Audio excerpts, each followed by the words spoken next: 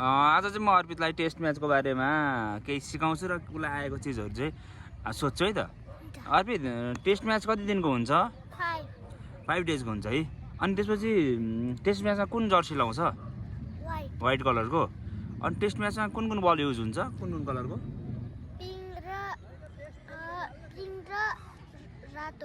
Red है, रातो red.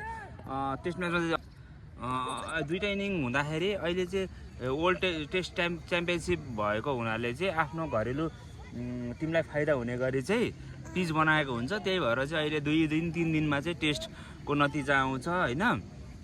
Fast bowling राम्रो भएको टिमले चाहिँ स्विङ हुने बाउन्स हुने पिच बनाउँछ र इन्डिया साउथ एसियातिर चाहिँ स्पिन ट्र्याक बनाएको हुन्छ। लगभग अहिले त 2 दिनमा पनि टेस्ट सकिएर 20 विकेट 40 विकेट पनि झरेको अवस्था छ है। अनि तिमीलाई टेस्ट म्याच चाहिँ 149 रनको चाहिँ अग्रता भयो भने फलो अन भन्ने हुन्छ, त्यो भयो भने अनि फेरि फलो अन पनि लिन सक्छ, फलो अन दिने टिमले हस्।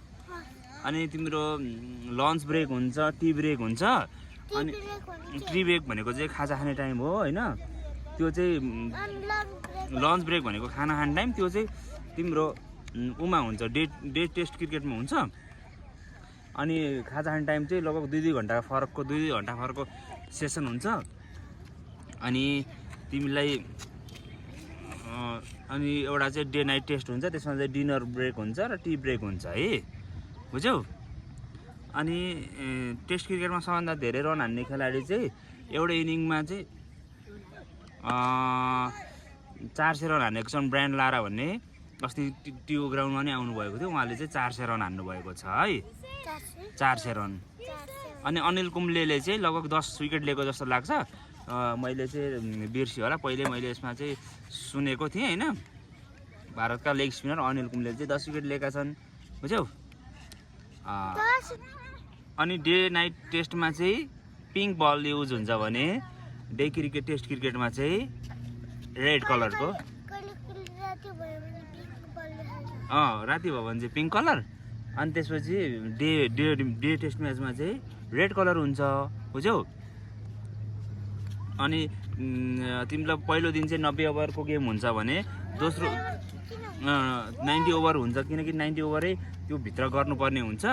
कहिले कहिले नपुगेको खण्डमा अर्को दिन चाहिँ पानी नपरेको राम्रो डे भएर स्पिनरहरूले बलिङ गरेको दिन चाहिँ 90 ओभरभन्दा बढी पनि गर्न सक्छन् हो। अनि 90 ओभर पुरा पानी नपरेको तर 90 ओभर पुरा गर्न नसकेको खण्डमा चाहिँ क्याप्टेनहरूलाई चाहिँ केही पनिसमेन्टहरू, उनीहरूको रेटिङ घटाउने पनि हुन्छ है।